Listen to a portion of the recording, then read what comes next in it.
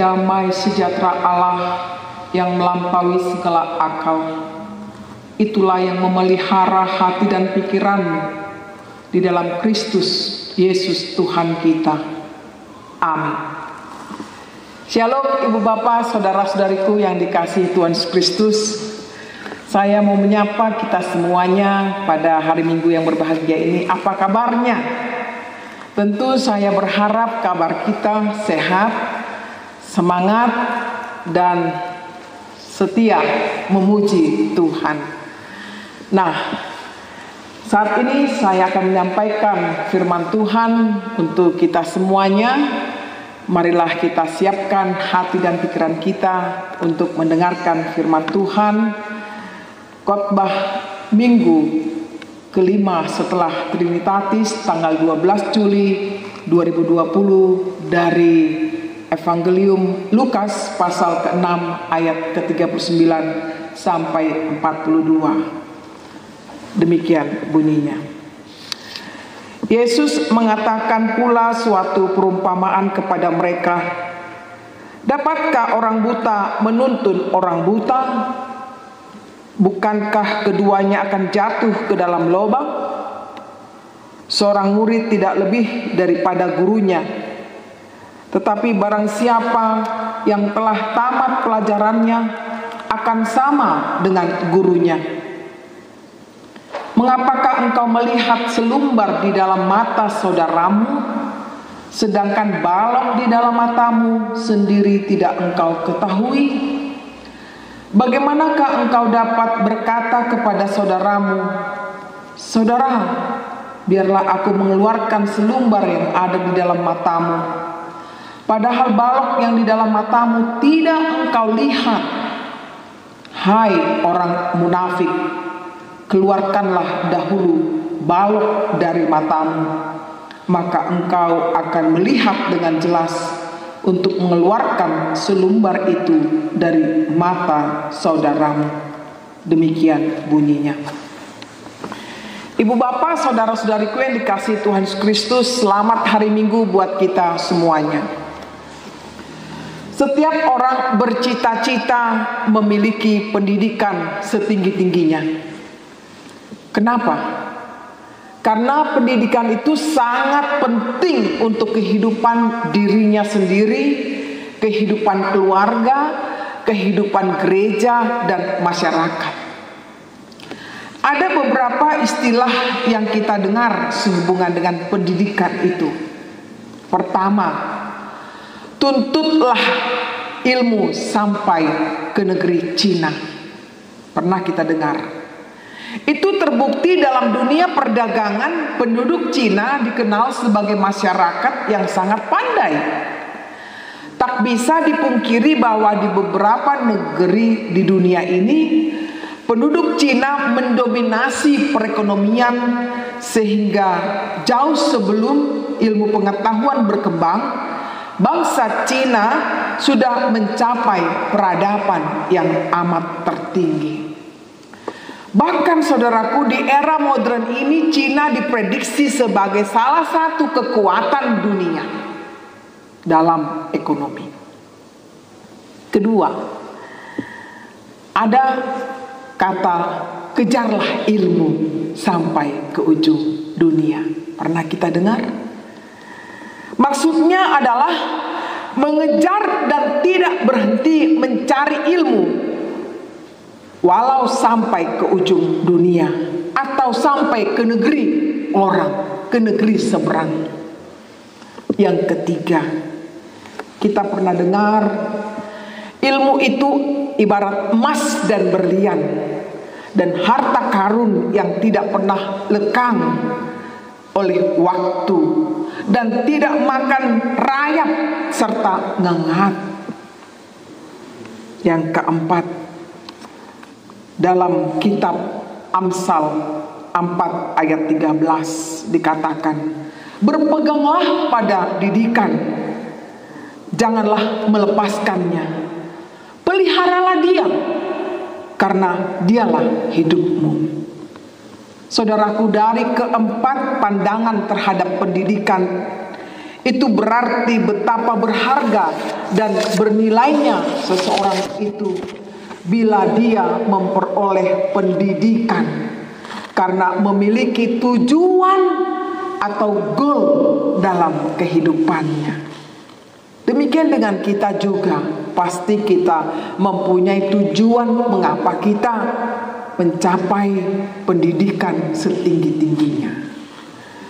Sebagaimana dalam Undang-Undang Nomor 2 Tahun 1985 menjelaskan tentang tujuan pendidikan, yakni mencerdaskan kehidupan bangsa dan mengembangkan manusia yang seutuhnya, yaitu bertakwa terhadap Tuhan yang Maha Esa, memiliki pengetahuan, sehat jasmani dan rohani, memiliki budi pekerti luhur, mandiri kepribadian yang mantap, dan bertanggung jawab terhadap bangsa. Saudaraku, dengan demikian pendidikan itu suatu kebutuhan manusia tanpa terkecuali karena sangat-sangat berguna bagi kelangsungan kehidupan manusia dari generasi ke generasi. Oleh karena itu manusia berlomba-lomba untuk memperoleh pendidikan setinggi-tingginya. Dengan memperoleh pendidikan setinggi-tingginya, maka diharapkan kehidupan itu lebih baik dan memiliki kecerdasan lebih baik, baik di bidang intelektualkah itu, spiritualkah, dan mental sekalipun. Namun apa yang terjadi? Pada kenyataannya, manusia yang berpendidikan ternyata belum bisa dijamin memiliki kecerdasan yang seutuhnya. Pada umumnya dewasa ini mereka jatuh pada keegoisan, pada kesombongan diri. Mereka menganggap dirinya jauh lebih baik daripada orang lain. Tidak ada lagi bahasa kasih dalam hidupnya. Siapa lu, siapa gue. Sehingga mudah sekali menghakimi orang lain. Pendidikan yang diperolehnya tidak sinergis dengan sikap, attitude sehari-hari, bahkan terlihat sekali kontradiktif. Tidak ada hubungan atau terkesan bahwa seseorang itu sudah memperoleh pendidikan yang setinggi-tingginya. Saat kita ingat simbol padi, saudaraku, dia semakin berisi, semakin merunduk. Itulah tandanya semakin orang memiliki pendidikan yang tinggi, seharusnya dia memiliki karakter yang sangat cemerlang. Orang yang berpendidikan tidaklah menjadi batu sandungan bagi sesamanya, melainkan berpengaruh positif bagi sesamanya. Demikian juga diharapkan Yesus dari pengikut-pengikutnya. Bukan hanya sekedar nama sebagai pengikut Tuhan, namun bagaimana mereka dapat saling mengasihi, saling mengampuni sebagai kualitas mengikut Dia. Seperti yang digambarkan dalam nats khotbah minggu ini dengan perumpamaan yang dapat menolong kita untuk mudah memahaminya dan dapat kita maknai. Yang pertama, jadilah teladan. Yesus membuat suatu perumpamaan yang mudah dimengerti oleh banyak orang pada zamannya. Mengapa Yesus bertanya pada ayat 39, dapatkah orang buta menuntun orang buta? Bukankah keduanya akan jatuh ke dalam lubang? Sesuatu hal yang tidak mungkin orang buta dapat menuntun orang buta. Yang dimaksud Yesus bahwa orang buta itu bukan secara fisik, namun kebutaan mata rohani yang ditujukan kepada orang Farisi. Sifat orang Farisi yang dikecam oleh Yesus sebagai orang yang munafik terhadap orang lain dan mereka berusaha mempengaruhi murid-murid Yesus agar melakukan hal yang sama. Orang Farisi yang lebih menonjolkan kehidupan lahiriah daripada kehidupan batiniah, melakukan hal-hal yang kelihatannya luar biasa ibadahnya, seolah-olah taat pada Tuhan, namun sebenarnya mereka adalah mencari keuntungan diri sendiri dengan menjatuhkan pelayanan Yesus demi meninggikan reputasinya. Saudaraku, mereka berusaha mempengaruhi ajaran mereka terhadap orang lain, namun sesungguhnya mereka sendiri tidak jelas dengan ajarannya. Sementara Yesus menunjukkan keteladanan kepada murid-muridnya melalui sifat dan perbuatan yang benar. Yesus mengajarkan hukum kasih. Yesus mampu menyembuhkan orang sakit. Itulah bukti nyata yang ditunjukkan Yesus kepada murid-muridnya. Dalam hal ini berarti Yesuslah yang layak dipanggil guru yang dapat mengajarkan yang benar melalui keteladanan Yesus di tengah-tengah kehidupan bersama murid-muridnya. Di tengah-tengah kehidupan sekarang ini, saudaraku, banyak orang yang menamakan dirinya sebagai guru, tetapi sebenarnya gelar ini tidak pantas diberikan kepadanya. Karena hidupnya penuh manipulatif, artinya perkataannya tidak sesuai dengan perbuatannya.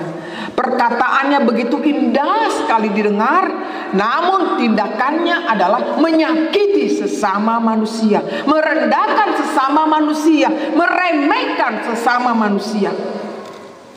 Bisa jadi kita dapat temukan dia sebagai orang tua, tetapi tidak memberi teladan kepada keluarga, kepada anak-anaknya, baik dalam perkataan maupun perbuatan. Demikian juga guru di sekolah sebagai pendidik katanya, namun ternyata dia meremehkan muridnya. Dia tidak peduli apakah mampu murid itu atau tidak mampu mengikuti suatu pelajaran. Demikian juga pemuka agama atau kaum rohaniawan yang tidak mencerminkan sebagai panutan baik di perkataan maupun perbuatan. Mereka lebih menonjolkan akan kekuasaan daripada melayani. Demikian juga kita bisa lihat dalam kehidupan warga jemaat yang memiliki kedudukan yang terhormat di tengah-tengah pemerintahan swasta atau pemerintahan negeri. Mereka tidak mencerminkan sebagai pengayom bagi masyarakat. Mereka melakukan semena-mena terhadap sesama. Tepat sekali sebagaimana sikap Yesus dengan tegas menegur orang Farisi yang tidak layak dikatakan sebagai guru atau panutan.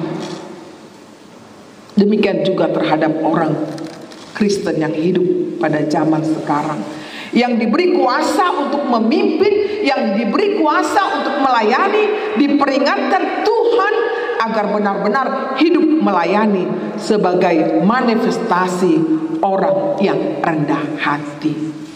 Itulah tanda orang yang sudah mengalami pendidikan formal maupun non formal, sebagaimana Rasul Paulus mengakui bahwa semua yang terjadi dalam kehidupan adalah karena kasih karunia Tuhan semata. Kita bisa lihat di Efesus pasal yang kedua ayat ke-8. Dan dia bahkan mengakui bahwa dia adalah orang yang penuh dengan kelemahan di Galatia 1 ayat 13. Demikianlah seharusnya kita sebagai orang yang percaya bersaksi akan seluruh anugerah Tuhan yang telah menebus dosa kita, yang telah menyelamatkan hidup kita dari maut. Yang kedua, janganlah hidup penuh kemunafikan. Sikap menghakimi adalah ciri orang yang munafik. Sikap menghakimi adalah ciri orang yang munafik. Saudaraku, kemunafikan adalah sikap yang dilakukan seseorang di mana tidak ada kesesuaian antara apa yang dilakukan dengan apa yang dipikirkan. Kita temui dalam bahasa Yunani disebut hipokrit. Hipokrit yaitu bersandiwara, berpura-pura. Sebagaimana Yesus menyoroti orang Farisi yang sering menghakimi orang lain. Ucapan Yesus sebagai teguran keras kepada orang Farisi yang berakting sebagai hakim terhadap sesamanya. Sebagaimana dalam ayat 41 sampai 42. Sangat mudahnya orang menemukan kesalahan orang lain, padahal dalam dirinya betapa sulitnya dia menemukan kesalahannya. Perkataan Yesus sungguh menampar sikap mereka yang tidak benar memperlakukan sesamanya dalam segala zaman, termasuk zaman sekarang. Dengan pertanyaan Yesus, mengapakah engkau melihat selumbar di dalam mata saudaramu, sedangkan balok di dalam matamu sendiri tidak engkau ketahui? Bukankah sudah sangat tajam ucapan Yesus tersebut? Namun seringkali manusia tidak peduli dengan perkataan Tuhan itu. Manusia asik dengan keinginan daging atau hawa nafsu daripada takut kepada Tuhan yang melihat segala perbuatan kita. Inilah yang hendaknya orang percaya mewaspadainya dengan tidak melakukan kemunafikan terhadap sesamanya. Saudara-saudaraku yang dikasihi Tuhan Yesus Kristus, di samping itu kita menyadari bahwa setiap manusia pada umumnya menggunakan topeng. Apa itu topeng? Dia berperan sebagai orang lain, bukan berperan dirinya sendiri. Bagaimana bisa membuka topeng agar orang lain melihat diri yang sebenarnya? Pernahkah saudara-saudara mendengar syair lagu dari Peter Pan? Dalam refrennya dikatakan, tapi buka dulu topengmu, buka dulu topengmu, biar kulihat warnamu. Kan kulihat warnamu. Buka dulu topengmu, buka dulu topengmu, biar kulihat warnamu, biar kulihat warnamu. Dengan membuka topeng itu maka menunjukkan keaslian diri sendiri dan menjauhkan diri dari sifat kemunafikan. Maka tidak ada lagi menghakimi orang lain. Itulah saudaraku yang dikehendaki Tuhan.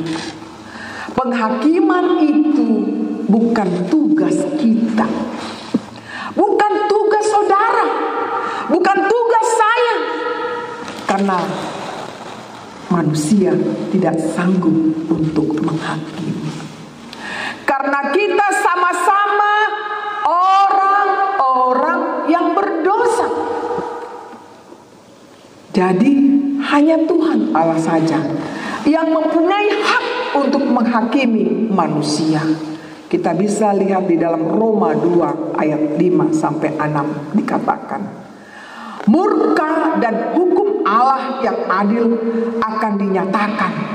Ia akan membalas setiap orang menurut perbuatannya. Murka dan hukum Allah yang adil akan dinyatakan. Ia akan membalas setiap orang menurut perbuatannya. Jadi ibu bapak saudara-saudariku yang dikasihi Tuhan Yesus Kristus, sebagaimana topik minggu pada minggu kita saat ini adalah cintailah pendidikan. Sungguh sangat tepat topik ini. Cintailah pendidikan.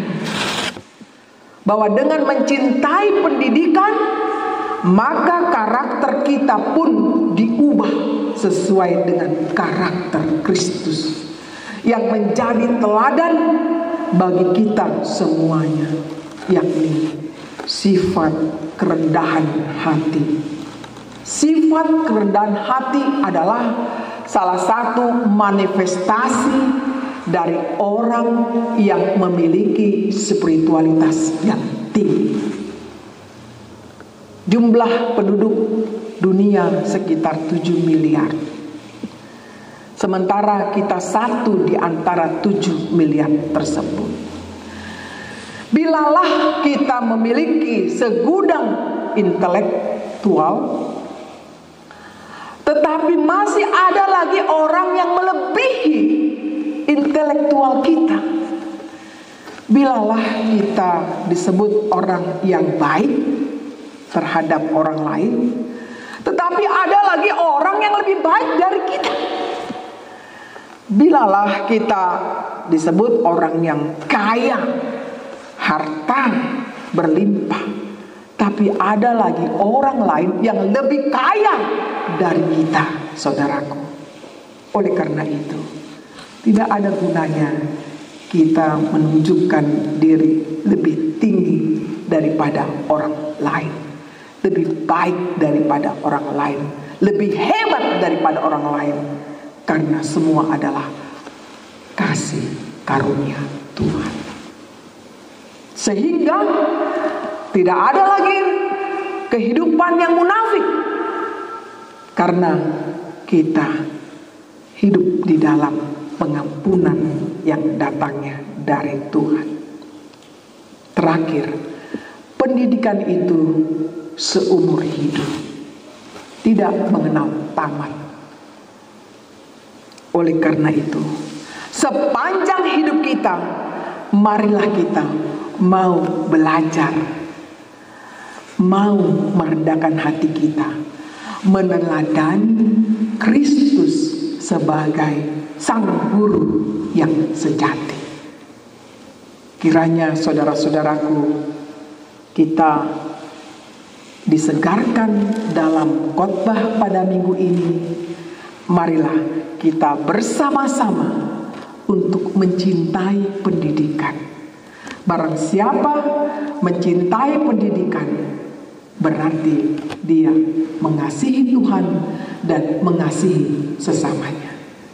Amin. Marilah kita berdoa. Terima kasih Tuhan buat firman yang telah kami dengar pada hari Minggu ini, yang dimana mengingatkan kami semua untuk mencintai pendidikan itu. Karena dengan pendidikan kami memperoleh karakter yang sungguh baik, yang berkenan di hadapan, yaitu mengasihi sesama kami dan mengasihi Engkau. Tuhan, mampukan kami untuk memperoleh pendidikan itu dengan sebaik-baiknya, dan mampukan kami untuk menerapkannya dalam kehidupan kami sehari-hari, sehingga hidup kami dimanapun kami berada, baik di tengah rumah tangga, di tengah gereja, di tengah masyarakat, hidup ini saling memberi, saling mengampuni, saling mengasihi. Itulah yang Engkau kehendaki. Oleh karena itu Tuhan, kami serahkan hidup kami selanjutnya. Engkaulah yang memberikan pendidikan itu kepada kami, dan kami menerimanya dengan sukacita. Dalam Yesus kami berdoa dan mengucap syukur kepada-Mu.